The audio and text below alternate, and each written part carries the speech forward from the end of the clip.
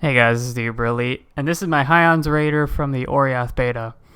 Hyaon's Fury is a sword with a ton of lightning damage on it that currently exists in live but has been buffed in the Oriath beta.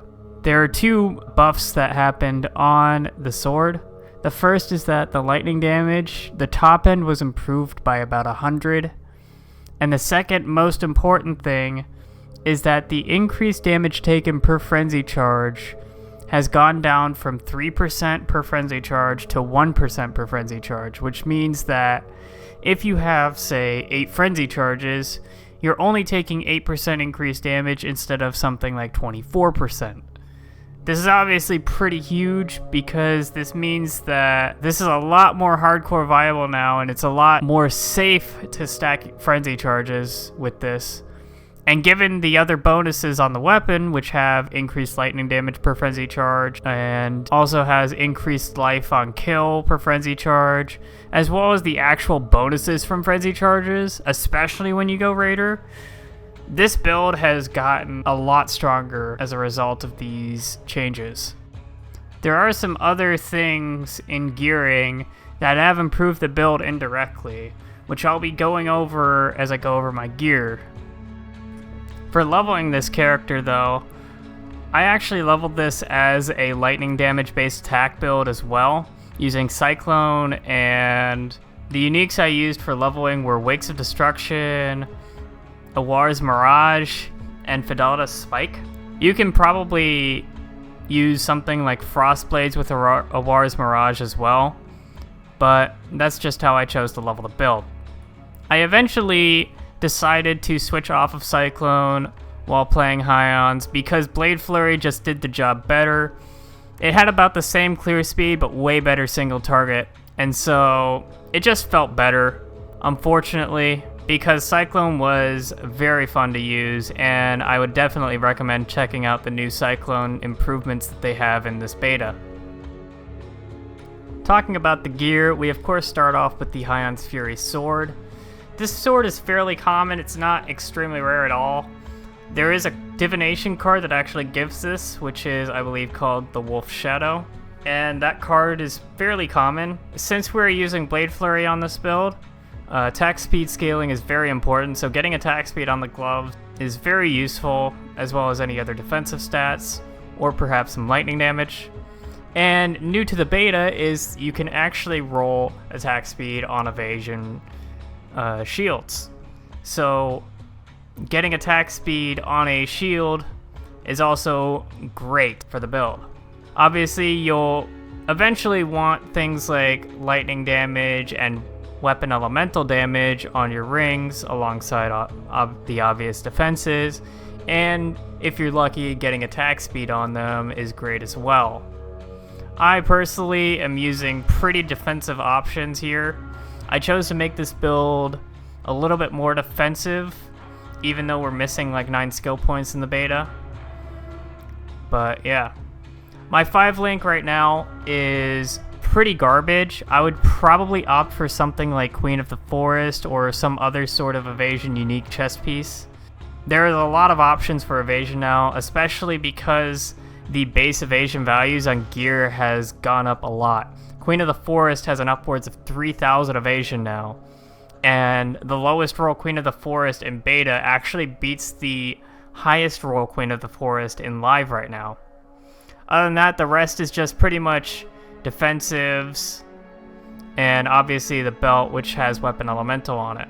For the flasks, I'm using 2 instant life flasks, a basalt flask, stibnite flask for the extra evasion, as well as the blind, which is extremely useful, and a silver flask. I have immunity to bleed, curse, and freeze on these 3 flasks, and the other 2, I have ignite and shock removal, although eventually these wouldn't be too important once we get Uber Lab. Other flasks you could use to improve the damage are obviously Wise Oak Flask for extra penetration, or obviously the Vinctar's Flask for that amazing amount of leech, the shock, and the extra penetration or added lightning damage to attacks. So onwards to the tree, the ascendancy we chose is Raider, for fairly obvious reasons, as it gives us a lot of bonuses for frenzy charges. Way of the Poacher gives us all of our frenzy charge generation that we need, and also gives us an extra frenzy charge as we go through it further. For Merc Lab and Uber Lab, I would probably get Quartz Infusion and Avatar of the Veil for that extra move speed and defensives. The Elemental Ailment Immunity allows us to be extremely flexible with our flasks because we no longer need the Elemental Immunity on our flasks to deal with things like Shock, Freeze, and Ignite. As for the actual passives themselves, we go out the Life Path. I've got Primal Spirit for stats and the Flask affix. You could probably get rid of that. We've got Frenzy Charges, all three of them on the tree. And of course we have Attack Speed, we have Vitality Void, and the Life and Mana Leech node in that cluster.